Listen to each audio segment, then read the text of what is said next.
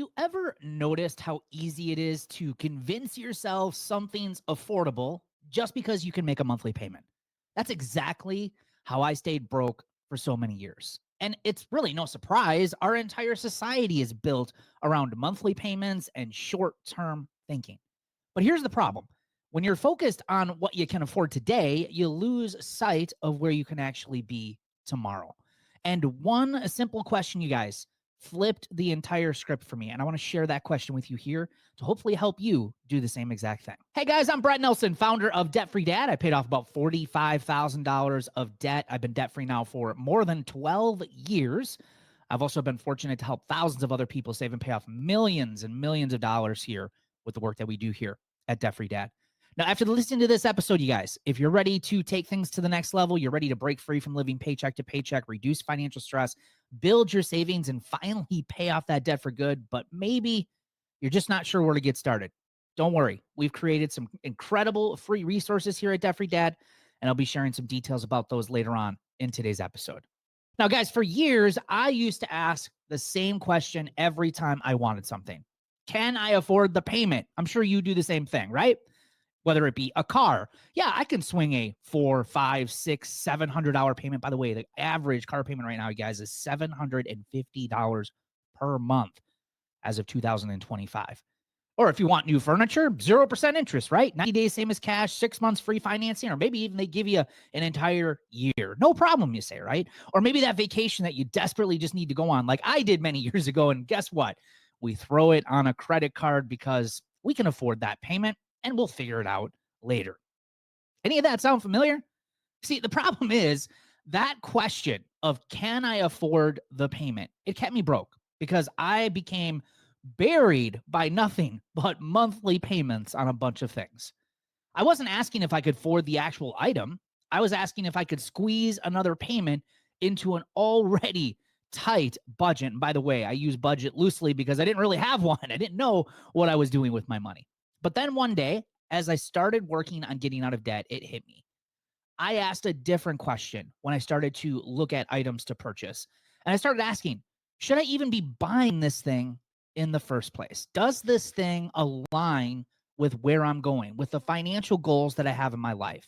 And that was a game changer because when I stopped focusing on the payment and I started focusing on the purpose, everything shifted for me. And guys, that's why here on this podcast, we are big on this whole wire purpose, right? Because once you can establish where you're going financially, it's easy to say no and ignore a lot of the things that keep a lot of people broke with mindless spending.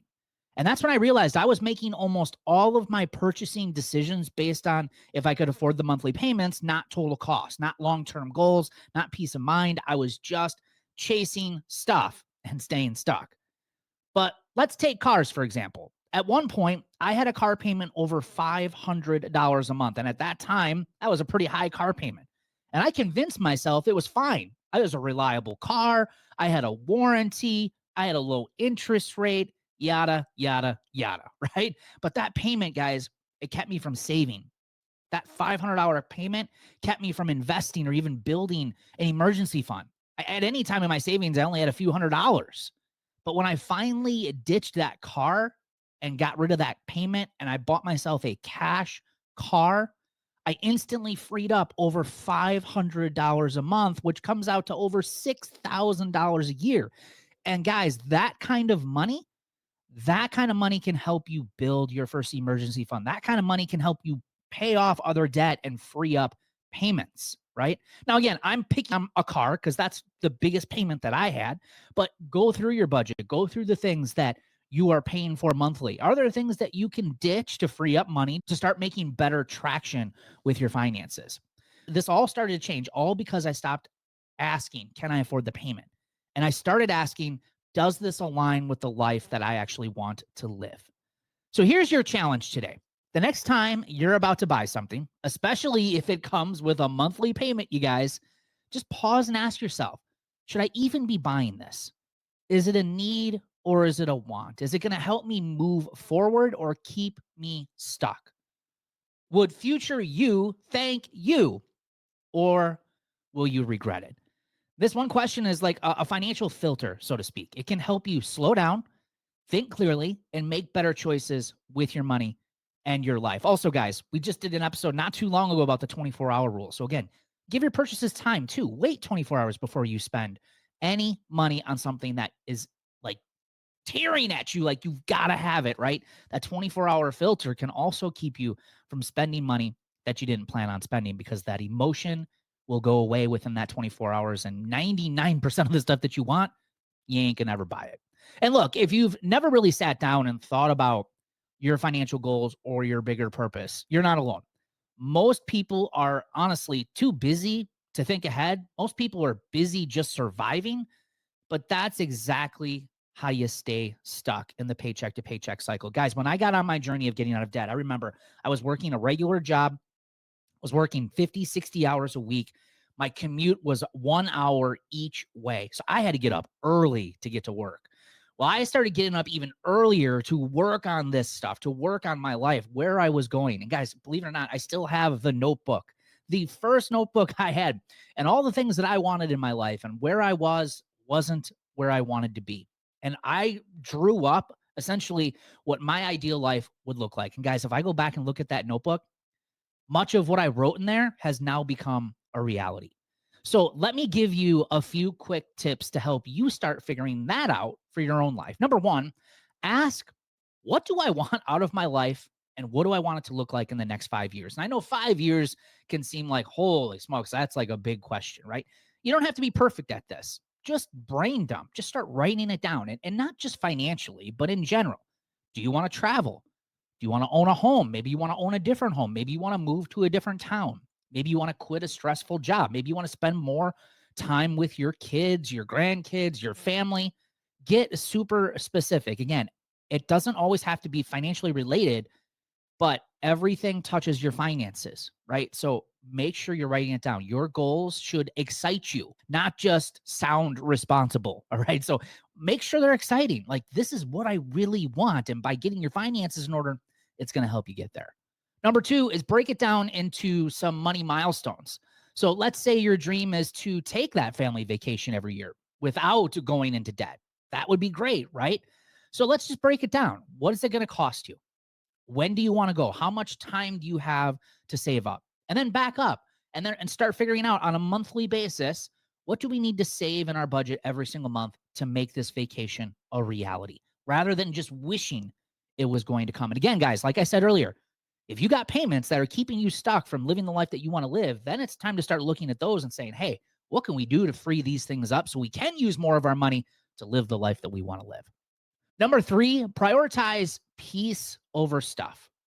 Write this one down. Peace is greater than payments. Now, I get it. A new car might look good in the driveway. It might be fun to drive. But I got to tell you guys, nothing feels better than knowing that you're financially secure, that you can sleep at night, that the last thing that you're doing when you wake up in the morning is worrying about money, debt, and payments. So prioritize peace over stuff. Number four, start small, but stay consistent. You don't need to have it all figured out today. That's what I said. I mentioned 5 years. 5 years, that's a big question for a lot of us. It might overwhelm you. So again, just start small. Figure it out a little at a time. All right. Pick one goal. Maybe it's building your first emergency fund. Like I said, I had a couple $100s in my savings at one time, all the time. Right. And that's why I was always going into debt. But that completely changed once I built my emergency fund. So if you're building your emergency fund is a goal for you, just commit to that one goal. Don't do it all at the same time. And then think about like automatic transfers, side hustle money, selling stuff, whatever it takes, right? So pick one thing that you want to work on and break it down into smaller size goals and start attacking it. And then last but not least is, like I said, write it down and revisit it regularly. There's a lot of people who do a good job like thinking about all the things that they want to do. And they may even go to the extent of writing it all down, which I think is great. It's actually been proven if you write your goals down, you're more likely to realize them and achieve them. But you also want to make sure you're getting the habit of revisiting these things. It's the same thing kind of with your budget. A lot of people are good at writing a budget, but then they don't ever look at it again or follow it. And then they get distracted by all the shiny objects that are out in the world, right? And they wonder why they can't stick to their budget. You got to revisit your plan. Keep it front and center of your life, because that should be your guide, right? That should be the thing that you are following. Now, as I said, guys, if you are ready to break free from living paycheck to paycheck. You want to reduce financial stress. You want to build savings and finally pay off your debt for good. But again, maybe you're not sure where to get started. Now, we shared some great tips here today, but we got even more. All right.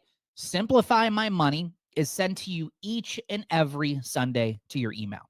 Simplify My Money, it's kind of like your step-by-step roadmap to better financial control. So you're actually going to learn easy to follow strategies to manage your money effectively, stress-free money decisions that are going to help you simplify your financial life with proven tips that actually work. You're going to gain the tools and the confidence to tackle your financial goals head on. You can sign up for Simplify My Money by clicking on the link at the top of the show notes. All right, guys, thanks for being with us here today's episode. We will see you guys next week.